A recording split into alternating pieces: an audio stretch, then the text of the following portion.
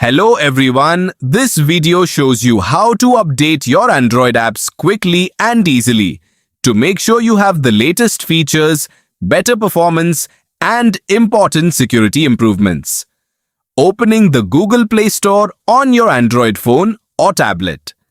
Once the app is open, look at the top right corner of the screen and tap on your profile picture or account icon. This will open a menu with several options related to your Google Play account. From the menu, tap Manage Apps and Device. Here you'll see information about your installed apps and whether any updates are available. If updates are waiting to be installed, you'll find an Updates Available section.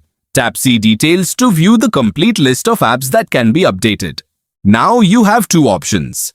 If you only want to update a single app, simply tap the Update button next to that app. This is useful if you need the latest version of a specific app right away. If you prefer to update everything at once, tap Update All. Google Play will begin downloading and installing the latest versions of all eligible apps automatically. Depending on the number of updates and your internet connection, this process may take a few minutes.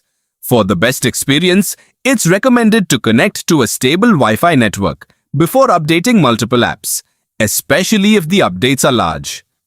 Also, make sure your device has enough battery power or keep it plugged into a charger during the update process.